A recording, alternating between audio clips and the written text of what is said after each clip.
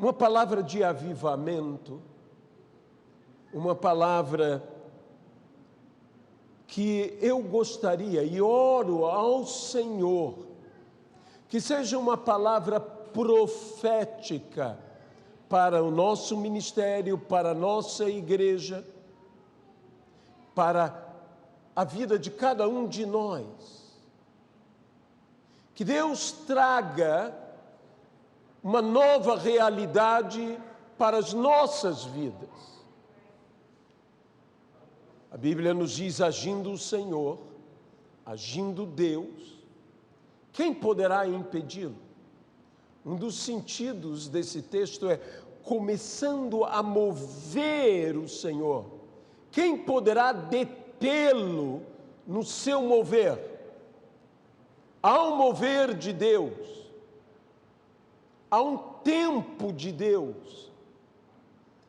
Meus irmãos, eu tenho recebido palavras, não apenas aquilo que dizemos, eu recebi uma palavra de Deus, mas Deus tem usado vasos do Senhor, profetas do Senhor, e tem essa gente falado muito e dizendo a nós sobre a nossa igreja, sobre o nosso ministério e o propósito de Deus para nós. E uma das coisas que Deus tem falado, e com muito temor em meu coração, eu digo isto: o tempo chegou. O tempo de Deus para nos abençoar chegou. E nós precisamos entender que Deus não nos abençoa meramente para sermos abençoados, mas a grande bênção de Deus é para nos tornarmos uma bênção para todos.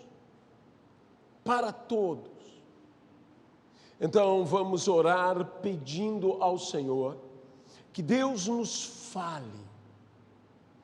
Que Deus nos fale de uma maneira maravilhosa, miraculosa, que nós possamos como que escutar a voz de Jesus. A Bíblia diz: as minhas ovelhas conhecem a minha voz. Jesus quer falar, e nós temos que nos tornar familiares à voz do Senhor. Essa é uma voz que tem que ser conhecida por cada um de nós. Que Deus maravilhoso, que nos ama e que deseja trazer uma mudança radical, trabalhando desde as raízes. A Bíblia diz: tal é a raiz, assim será o seu fruto. Que Deus nos dê boas raízes aqui e nós teremos bons frutos. Que Deus nos livre de raízes de amargura e nós não teremos frutos amargos, mas frutos doces. Que Deus nos abençoe de uma maneira extraordinária. Senhor, mais uma vez eu me coloco diante do Senhor e peço humildemente que Deus possa falar e possa agir e nos usar. Glorifica o teu nome, ó Pai. Santifica-te no nosso meio e na vida de cada um, pelo poder do Senhor Jesus Cristo. Amém e amém. Eu convidaria você a abrir a sua Bíblia no livro de Deuteronômio. Livro de Deuteronômio, capítulo de número 2.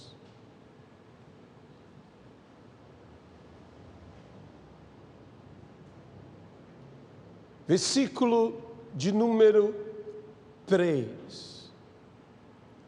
Disse Moisés ao povo de Israel e disse da parte do Senhor Deus: tendes já rodeado bastante esta montanha. Virai-vos para o norte. Tendes já rodeado bastante esta montanha. Virai-vos para o norte. Uma mudança de rumo. Uma mudança no mover. Uma mudança de orientação em toda jornada, em toda caminhada. É chegada. É hora de uma mudança. É hora de irmos numa nova direção. E uma nova direção trará uma nova conquista para todos. Venha ainda comigo. A Bíblia diz: não vos entremetais com eles. Há pessoas, os filhos de Esaú, que a Bíblia diz vossos irmãos, que nós não devemos ir querer tomar posse do que Deus prometeu dar a outros. Ainda que a planta do nosso pé pise, Deus não nos dará o que pertence a nossos irmãos. Temos que conquistar algo novo, algo que Deus reservou para mim, para você, para cada um de nós. E não devemos olhar e cobiçar o que Deus deu a nossos irmãos, o que Deus deu a outros ministérios, o que Deus deu a outras vidas. Deus tem algo para você. Você não precisa cobiçar ou invejar, desejar o que Deus deu a outros. Há uma conquista que está te esperando. De uma forma resumida, eu quero ainda pular aqui para o versículo de número 14. O tempo que caminhamos desde Cades Barneia até passarmos o ribeiro de Zered foram 38 anos, até que toda aquela geração dos homens de guerra se consumiu no meio do arraial, como o Senhor jurara. Conhecemos a história de Israel, que Deus disse que durante 40 anos eles iriam vagar pelo deserto, até que morresse toda aquela geração, com exceção de duas pessoas, Josué e Caleb. Toda aquela geração que saiu do Egito, todos aqueles homens de guerra, de 25 aos 50 anos, morreu naquele deserto.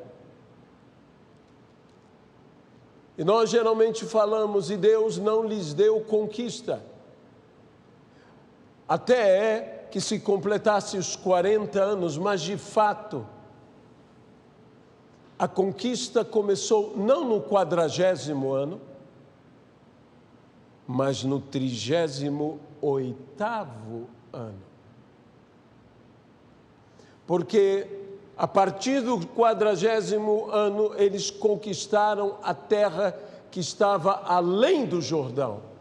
Mas no 38º ano, eles conquistaram terras aquém do Jordão, onde ficaram as duas tribos e a meia tribo de Manassés, aquelas 2 tribos e meia, ficaram daquele lado onde a conquista começou no 38º ano. O 38º ano é um ano profético do início de uma conquista, na qual não podemos nos acomodar, porque depois do 38º ano, depois do 39º ano, virá o 40º ano, e Deus nos dará algo ainda muito maior a partir do 40º ano. Por que eu estou falando isto? Quando esse ministério iniciou, quando Deus me deu uma palavra, quando eu ouvi de forma audível a voz do Senhor, e eu falo isso com muito, mas com muito temor em meu coração, Deus me disse: eis que te envio para um lugar que todos que eu enviei caíram. Que palavra boa, não é? Para o lugar em que todos que eu enviei caíram, todos fracassaram. Eu disse: Senhor, tem misericórdia de mim, tem misericórdia. Ele disse: a primeira coisa que eu te digo é que vocês poderão trabalhar, eu os guardarei, eu os sustentarei, mas vocês não crescerão até que se cumpram os dias. Essa foi uma palavra que eu não entendi por muito tempo. Quem me conhece sabe que, vez ou outra, eu cito essa palavra para me lembrar do que Deus mesmo me falou. Mas não é fácil viver da provisão. Provisão é uma bênção. Provisão é não ter falta. Provisão é ter o suficiente. Mas provisão não é algo muito fácil. Ter o maná é maravilhoso.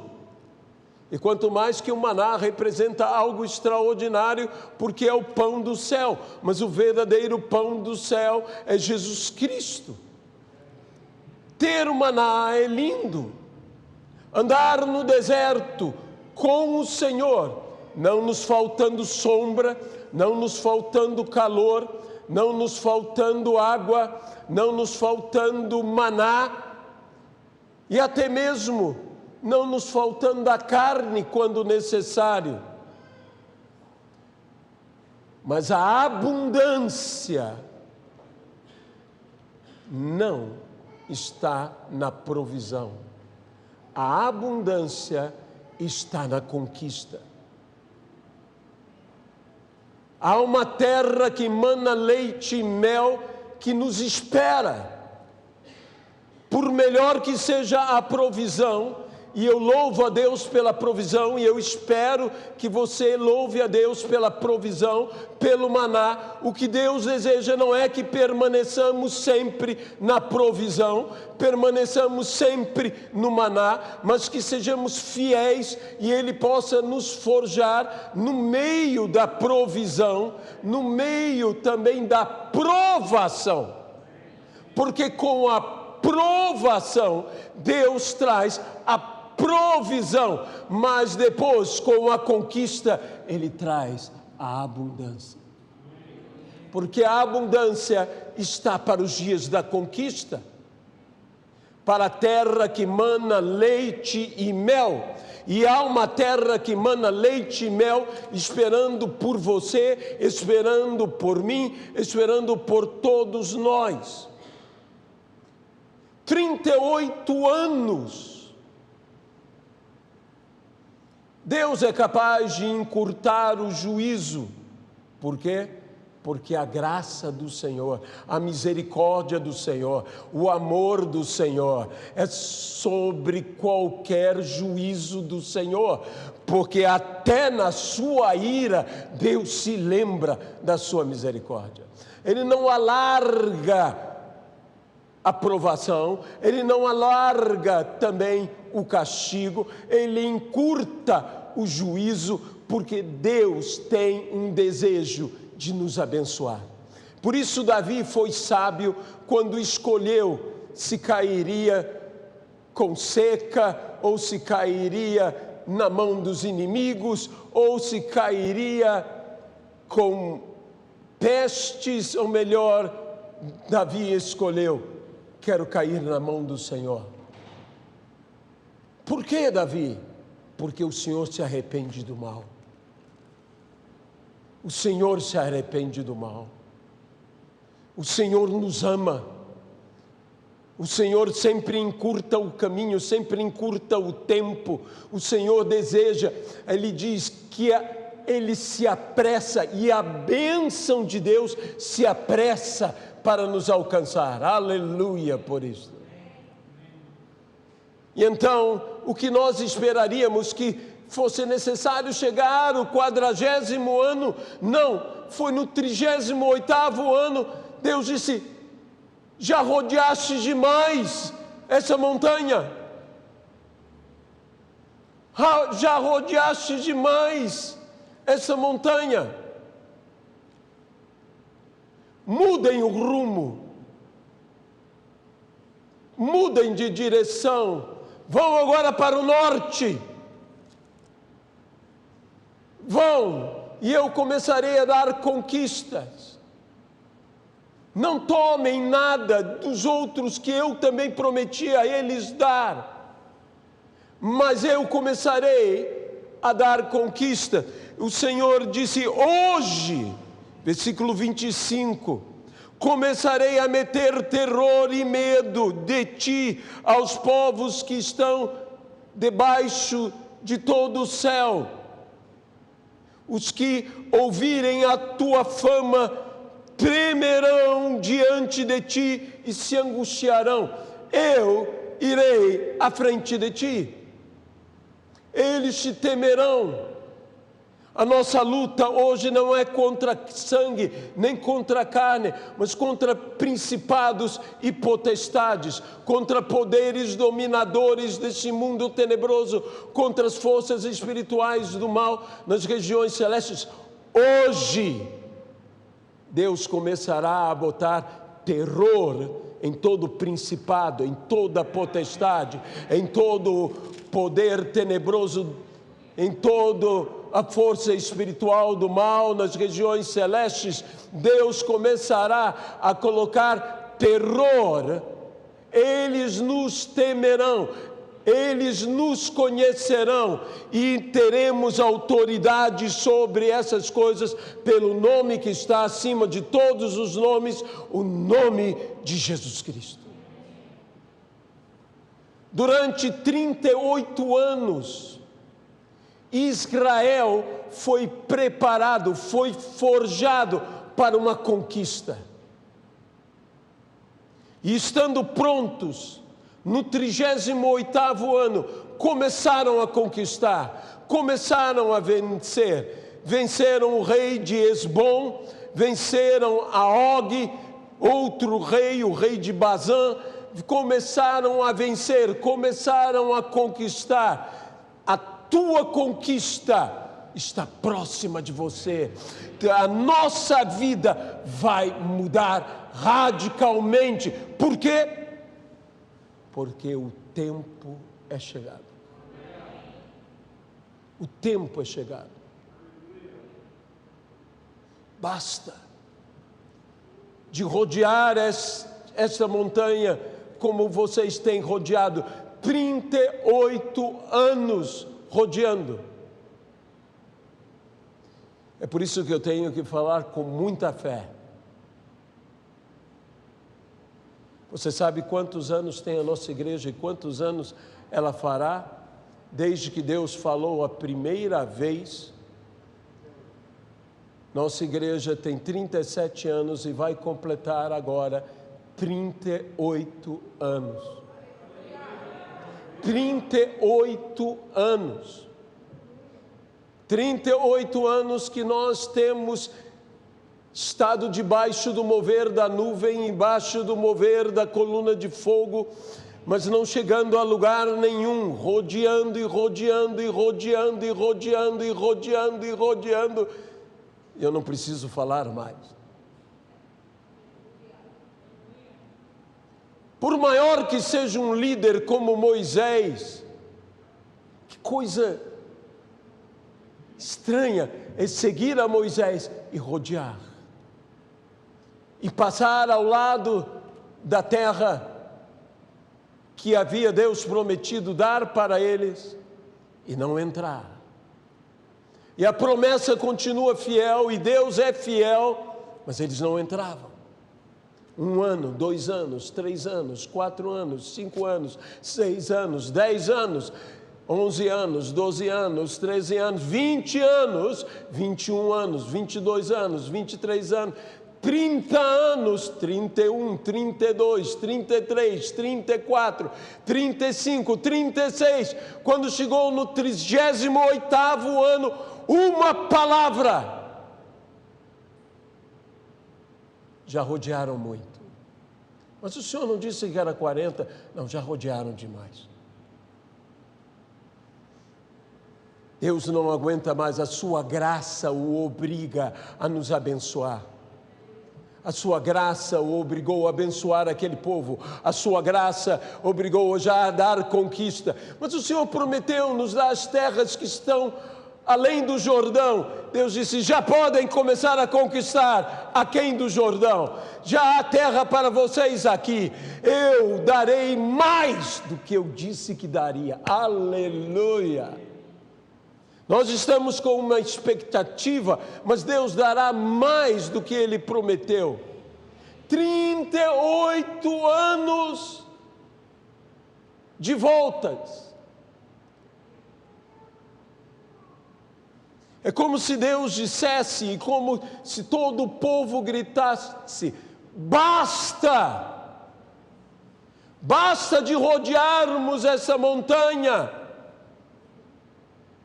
Agora tomaremos nova direção, agora iremos começar a andar conquistando. E a unção de conquista era tão grande que Deus teve que adverti-lo: não se meta com os outros, porque eu não quero dar essa terra que eu prometi dar a outros, aos que eu prometi, deixa com eles. Não ande por aí. Não faça isto. Não faça isto, porque eu não te darei o que eu prometi dar a outro. Respeite o marco do seu irmão.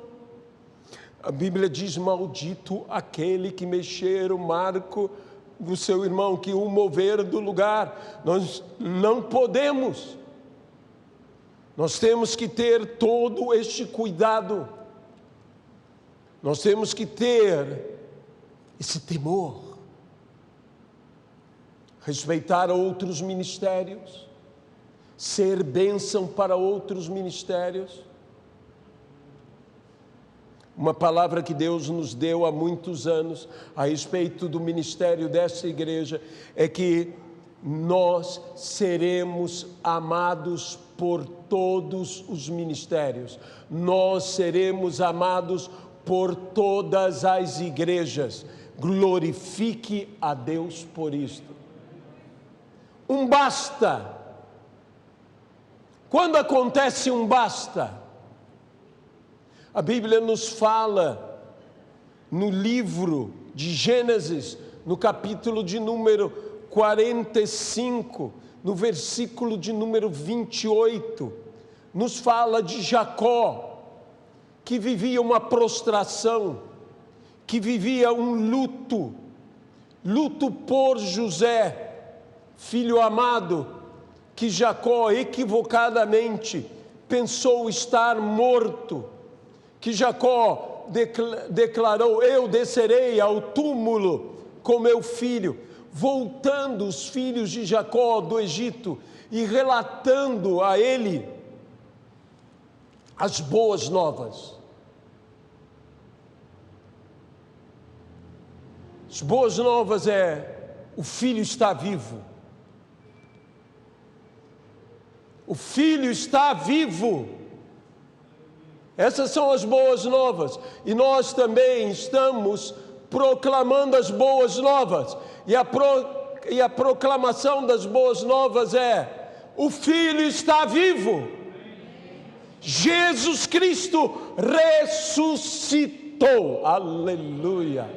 O Filho está vivo, o Filho está vivo, e Ele está nos mandando presentes, Ele está nos mandando dons, Ele que se levantou, Ele que foi até as regiões mais inferiores da terra e subiu, e está à direita de Deus Pai Todo-Poderoso, de onde enche todas as coisas, derrama do teu Espírito e distribui dons aos homens. Os dons estão aí, o Filho está vivo, e a Bíblia diz que assim reviveu-se-lhe. Reviveu-se-lhe o Espírito. Jacó teve o seu espírito revivido. O que é isto? Avivamento. Reavivamento. Reavivamento é ter o espírito revivido. Isto é derramamento do Espírito Santo. Pentecostes é conquista. E o que aconteceu? Jacó foi reavivado. Você concorda comigo? E quando Jacó é reavivado, no versículo 28 está escrito: disse Israel. E o que ele disse? Basta. Aleluia.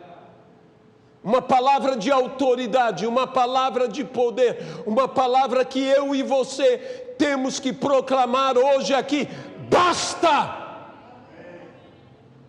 Até aqui e não mais. Como eu gosto desse basta cheio de autoridade, desse basta cheio do Espírito Santo. Era Jacó, mas revivido. A primeira coisa que a Bíblia diz não é disse Jacó. Disse Israel. Ele voltou. Israel voltou. O campeão voltou. Ele voltou a ser campeão. E ele disse o quê? Basta. Eu irei e verei o meu filho. Ele disse: ainda vive meu filho. Meu filho está vivo. O Filho está vivo. Eu irei e eu o verei. Jesus está vivo. Você irá e o verá. O Filho de Deus está vivo. Ele morreu por nós na cruz do Calvário. Foi sepultado, mas ao terceiro dia ressuscitou. Ele está vivo. E aleluia.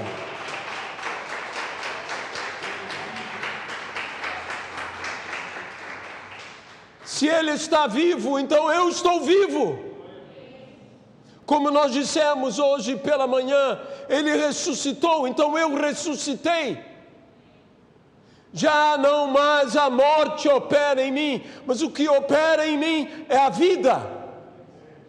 A morte não tem mais poder sobre mim, porque o que tem poder sobre mim é a vida. Efésios, no capítulo 2, ele nos diz sobre essa vida, e diz: nós que estávamos mortos nele, agora o que? Vivemos. E diz: e vivemos, e assentou-nos, e colocou-nos em lugares celestiais. Note, não no céu, eu não estou ainda no céu. Você ainda não está no céu, graças a Deus, não é verdade? Graças a Deus. Graças a Deus. Não que não queiramos ir. Um dia vou para lá. Um dia você vai para lá. Um dia nós estaremos lá. Um dia nós estaremos lá. Um dia estaremos louvando com toda a Santa Grey. Um dia nós estaremos lá. Os anjos estarão lá. Deus estará lá. Nós estaremos lá. Mas Ele já nos fez desde agora assentar-nos em lugares celestiais. Nós estamos numa nova dimensão espiritual. Nós estamos aqui neste mundo, mas nós estamos em lugares celestiais. Nós estamos aqui dentro da igreja, nós estamos pregando aqui, mas nós estamos e nós nos sentimos em lugares celestiais. Nós trabalhamos, mas nós estamos em lugares celestiais. Nós estamos arrumando a nossa casa, mas nós estamos em lugares celestiais. Não importa onde estejamos. Quando Paulo escreveu isso, ele estava numa prisão em Roma. Mas Paulo disse, eu estou na prisão, mas eu me sinto assentado, porque espiritualmente eu estou em lugares celestiais. A prisão se torna um lugar celestial, um leito se torna um lugar celestial, até mesmo um lugar onde somos envergonhados, maltratados, se torna um lugar celestial. Se você não crê, lembre-se de Estevão. Estava sendo martirizado, estava sendo apedrejado, já estava, digamos, moribundo, e erguendo os olhos, o que disse Estevão? Eu vejo o Senhor assentado no seu trono e ao lado dele de pé, Jesus Cristo. Aonde estava Estevão? Apedrejado, mas estava em um lugar celestial. Aleluia, aleluia, aleluia. Isso é estar em lugares celestiais. Estar em lugares celestiais não é estar no bem bom. Estar em lugares celestiais é estar em Cristo. É viver uma nova dimensão, uma nova realidade, uma nova direção. Há uma nova direção, há uma nova direção.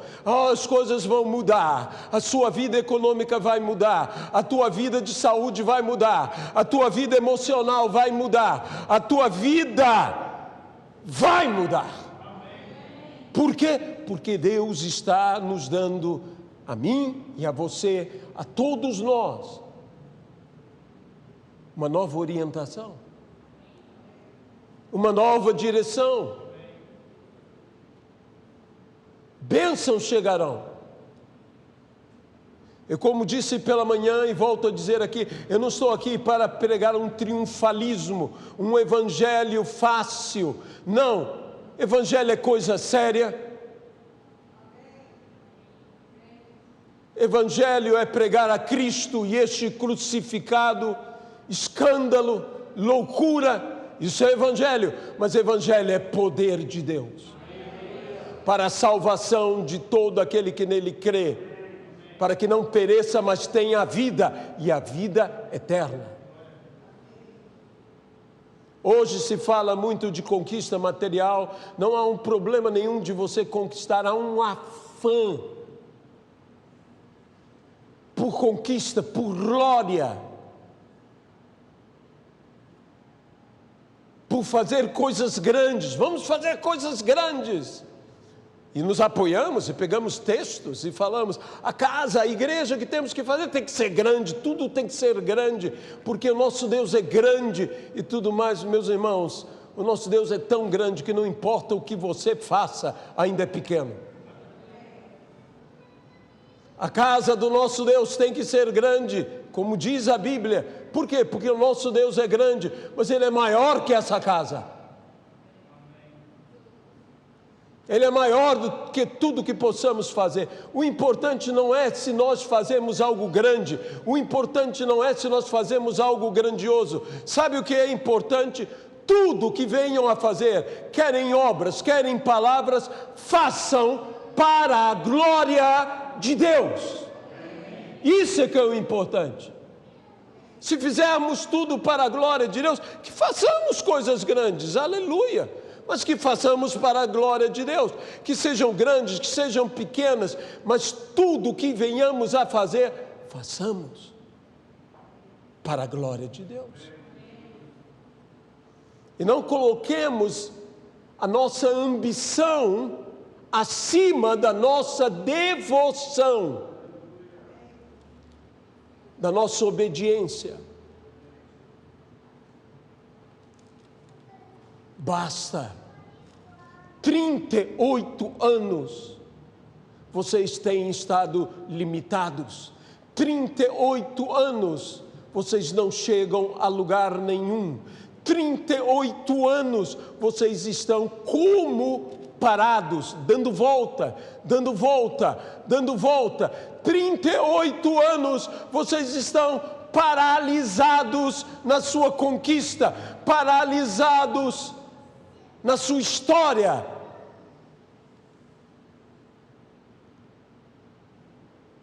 Isso nos faz lembrar algo. Em João, capítulo 5, se não me engano, versículo 5, no tanque de Betesda, perto da porta das ovelhas, o tanque de Betesda, havia um homem aleijado, havia um homem limitado, havia um homem que não podia chegar a lugar nenhum, que esperava, como todos os que ali estavam, o mover das águas, que as águas se agitassem pela descida do anjo, para que o primeiro que ali chegasse pudesse ser curado. E no capítulo 5 de João, no versículo 5 diz, e veja bem, há 38 anos estava ali um homem enfermo, havia 38 anos. Quando eu estava lendo esse texto, imediatamente me veio à memória, por que foi tão importante? Tantas outras pessoas, alguns cegos, é dito, eram cegos de nascença. Não sabemos quantos anos. Havia aquela mulher enferma de um fluxo de sangue, 12 anos. Havia aquela mulher encurvada de 18 anos. Por que era importante dizer que esse homem estava paralítico? Tinha que ser paralítico. 38 anos, porque o povo de Israel não chegou a lugar nenhum. Eles estavam impossibilitados, tanto quanto um paralítico é impossibilitado de chegar. Ele via, ele chegava, outros chegavam, ele jamais chegava. Outros iam, ele jamais chegava. Outros se lançavam, ele jamais chegava. 38 anos impossibilitado, vendo o mover e não se movendo. Mas aquele dia, ele que esperava as águas se mover, ele não precisou que as águas se movessem, ele começou a se mover. Aleluia! Há muita gente esperando que algo aconteça, há muita gente esperando que alguma coisa se movimente, mas Deus diz: não, Quem vai se mover é você. Quem vai se mover é você. Chegou a tua hora, chegou o teu momento. 38 anos. Queres ser curado? Queres sair da tua imobilidade? Ah, Senhor, eu não tenho quem me ajude. Não. Queres sair da tua imobilidade? Levanta-te. E a Bíblia diz imediatamente. Imediatamente.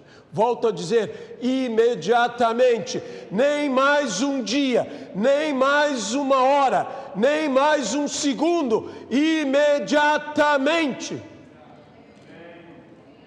Se ele tinha dificuldade, como é que ele se levantou? Como é que essas pessoas se levantavam? A Bíblia nos fala que viu o profeta ao Senhor e que ouviu o profeta a voz de Deus, e diz que quando ele viu a glória de Deus, ele caiu aos pés do Senhor como morto. E o que disse o Senhor ao profeta? Levanta-te, a mesma palavra, levanta-te. E disse, eu falarei contigo. O profeta se apoia na palma de suas mãos, o profeta se esforça, o profeta quer obedecer, o profeta coloca-se de joelhos, o profeta está ali naquela postura e diz ao Senhor, eu não consigo. Qual foi a resposta de Deus? A Bíblia diz, e entrou no profeta o Espírito e o pôs de pé. E o pôs de pé. Meus irmãos, o Espírito Santo está aqui, o Espírito Santo está entrando em nossas vidas, isso é avivamento.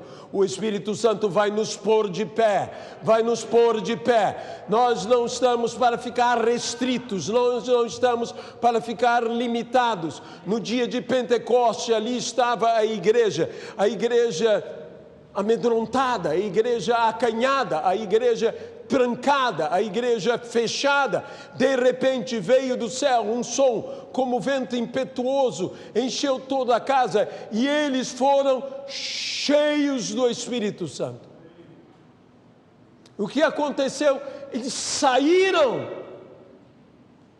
Eles estavam lá em sua imobilidade, eles se moveram. Quando o Espírito Santo te enche, você não consegue ficar imóvel. Você se movimenta. Eu me lembro de uma vez que estávamos participando de um congresso em St. Louis, Estados Unidos, chamado Revival Conference. E um mover muito estranho, um mover que eu nunca tinha enxergado uma coisa como aquela, visto algo como aquilo. Sabe o que era semelhante? Era semelhante a uma grande onda que vinha sobre as pessoas, e o homem que estava tratando de toda a parte de filmagem, o diretor técnico, um homem não crente, um homem não convertido, um homem que estava ali fazendo o seu trabalho profissional, contratado, com o seu cigarro na mão. O homem viu, eu não tenho muita ideia do que ele viu, mas se ele viu o que eu estava vendo, eu vi uma grande onda da glória do Senhor, e vinha sobre as pessoas que estavam ali, mais abaixo, que estavam naquela região, e as pessoas iam como se aquela onda pegasse, e todas elas caíam no chão, como que cheias do Espírito Santo, e o homem começou a correr, com o cigarro na mão, fugindo daquele mover. Era um mover que ele não queria ser alcançado, mas por mais que ele fugisse, aquela onda, perdão, aquela onda era grande, era rápida, e alcançou o homem. E esse homem que nada cria, esse homem que apenas estava fazendo o seu trabalho, esse homem que estava ali fumando, esse homem que estava ali olhando todos os hinos, todas as mensagens, todas as coisas, mas quando veio o mover de Deus, ele estava no meio do caminho e o mover pegou e ele foi um dos que ficou caído no chão. E o levaram até o preletor, e o preletor o olha e diz: o que houve com você? Ele disse: não tenho a menor ideia. Ele disse: Deus te alcançou. Ele disse: só pode ser. E aquele homem se converteu diante de todos que ali estavam. Foi a primeira alma a se entregar naquele dia. Aleluia. Nós estamos entrando num tempo profético. O 38º ano é o tempo que Deus eliminará toda a nossa paralisia, toda a nossa inércia, toda a incapacidade de chegar e a incapacidade de conquistar. Chegou a hora de mudarmos radicalmente. Basta.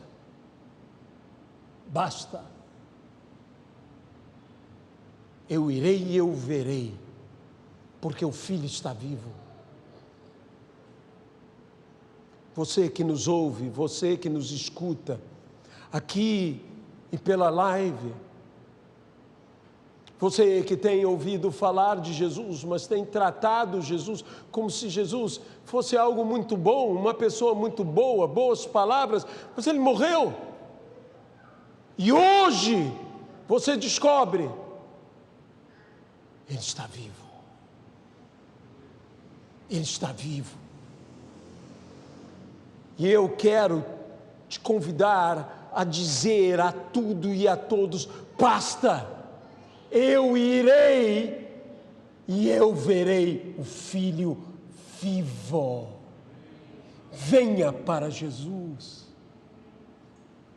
Você que durante tanto tempo tratou Jesus como se ele estivesse morto, mas ele está vivo, ele não está morto, Cristo está vivo e você pode ter um encontro com ele agora. Aceite-o como seu Senhor e seu Salvador.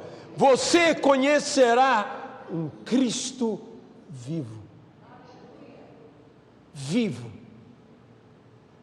Senhor, nós oramos por essa pessoa que toma a decisão, e a decisão por Cristo. Que ela agora assume um Cristo vivo. Basta! Ele não está morto, ele não está no madeiro, ele não está no sepulcro, ele está no trono de glória e ele quer me colocar assentado em lugares celestiais. Mude a direção da sua vida, isso se chama arrependimento, mudança de direção. Seja salvo agora no nome de Jesus Cristo. E a todos nós que já temos Jesus como nosso Senhor e Salvador, eu quero te convidar. O Senhor Jesus está olhando para você docemente. E com aquela voz doce, com aquele ar de compreensão, Ele te entende, Ele sabe de todas as limitações, tantos sonhos perdidos. 38 anos é uma vida,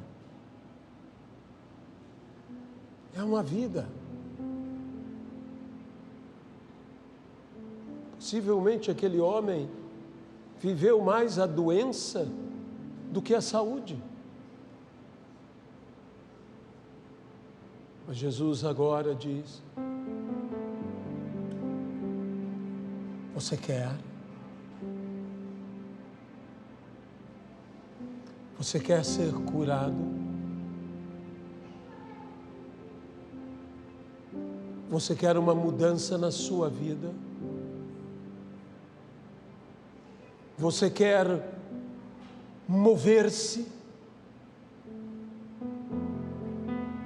Você quer mudar o rumo da sua vida? Você quer dar um basta?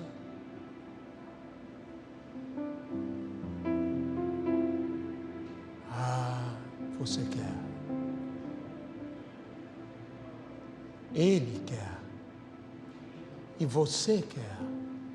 E se Ele quer, e você quer, que nos impede? Hoje damos um basta. Foi até aqui, daqui não mais. Mudarei o rumo de minha vida hoje pelo poder de Deus. Basta de ser humilhado. Basta de nada conseguir. Basta de derrotas. Basta de enfermidade. Oh, aleluia. Basta de não avançar.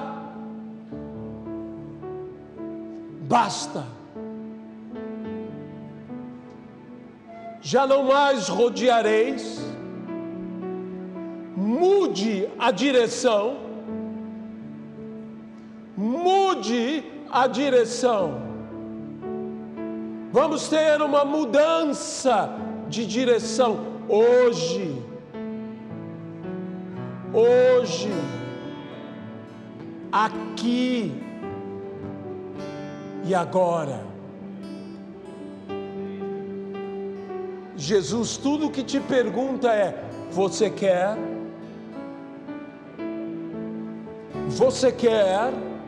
Ah, Senhor, não tem quem me ajude. Não, você quer.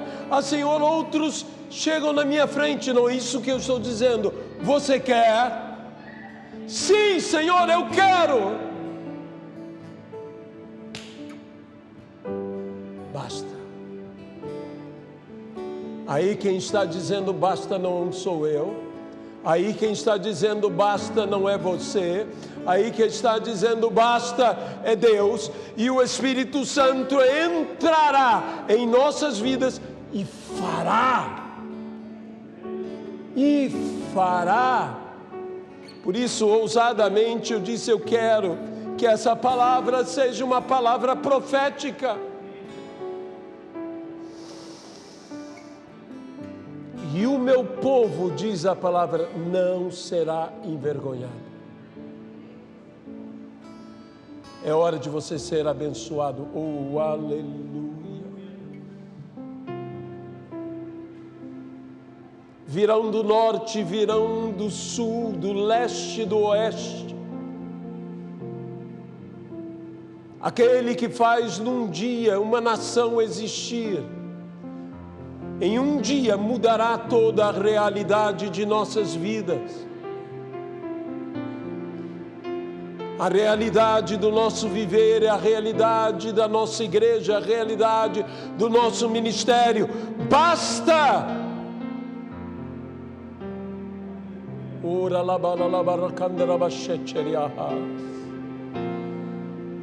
Senhor, nós oramos por todos que desejam, Senhor, porque o Senhor nos pergunta, tu queres? Tu queres? Nós queremos abençoar as demais igrejas, abençoar os demais ministérios, abençoar a todos os irmãos, abençoar as igrejas que estão começando. É um momento, Senhor, de bênção que virá sobre todos e não apenas sobre nós. O avivamento está em nós, revivendo-nos o Senhor. Reaviva-nos pelo poder do nome de Jesus Cristo, nome esse que está acima de todos os nomes. No nome de Jesus, fiquemos de pé. Aleluia, labarlambarahai.